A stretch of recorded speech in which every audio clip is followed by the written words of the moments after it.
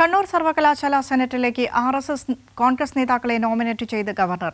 Syndicate അംഗീകരിച്ച പട്ടിക മറികടന്നാണ് ഗവർണറുടെ നോമിനേഷൻ. കോൺഗ്രസ് BJP ബാന്ധവത്തിന്റെ തെളിവെന്ന് CPIMന്റെ പ്രതികരണം. വിശദാംശങ്ങളുമായി സന്തോഷ് ചേരുന്നുണ്ട് കണ്ണൂരിൽ നിന്നും. സന്തോഷ്, വിവരങ്ങൾ.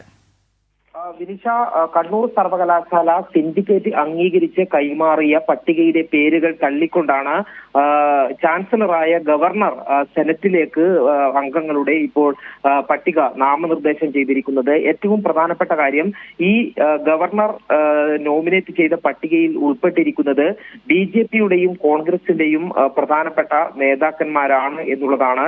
ഈ സിൻഡിക്കേറ്റ് നൽകിയ പട്ടികയിൽ എല്ലാ വിഭാഗങ്ങളിലുമുള്ള പ്രമുഖരായിട്ടുള്ള ആളുകളെയാണ് ഉൾപ്പെടുത്തിയിരുന്നത്. എന്നാൽ ആ പട്ടിക തള്ളിക്കൊണ്ടാണ് ഇപ്പോൾ ഈ കോൺഗ്രസ് BJP സംഘപരിവാർ സംഘടനകളുമായി ബന്ധമുള്ളവരെ ഇപ്പോൾ ഗവർണർ ഈ സെനറ്റ് അംഗങ്ങളായി നോമിനേറ്റ് ചെയ്തിരിക്കുന്നത്. അതിൽ തന്നെ ഈ ശാസ്ത്രജ്ഞരും മാധ്യമപ്രവർത്തകരും വ്യവസായികളും കായിക പ്രതിഭകളും അതോടൊപ്പം തന്നെ നിയമ വിദഗ്ധരും ഉൾപ്പെടുന്ന ഒരു ാണ് ഈ സിൻഡിക്കേറ്റ് സമർപ്പിച്ചിരുന്നത്.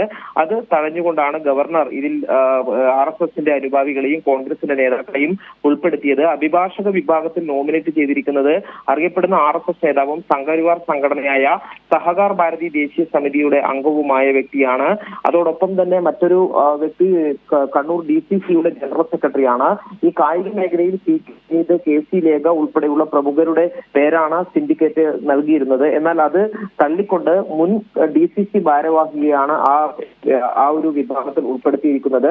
മാധ്യമപ്രവർത്തകരുടെ പട്ടികയിൽ വെങ്കടേഷ് രാമകൃഷ്ണനും ശശികുമാർ ഉൾപ്പെടെയുള്ള രാജ്യത്തെ തന്നെ അറിയപ്പെടുന്ന മാധ്യമപ്രവർത്തകരുടെ പട്ടികയാണ്. സന്തോഷം, വ്യക്തമാണ്. സിൻഡിക്കേറ്റ് അംഗീകരിച്ച പട്ടിക മറികടന്ന് ഗവർണറുടെ നോമിനേഷൻ. കോൺഗ്രസ് RSS നേതാക്കളെ ഗവർണർ നോമിനേറ്റ് ചെയ്തിരിക്കുന്നു. സന്തോഷാണ് വിശദാംശങ്ങൾ നൽകി വന്നത്.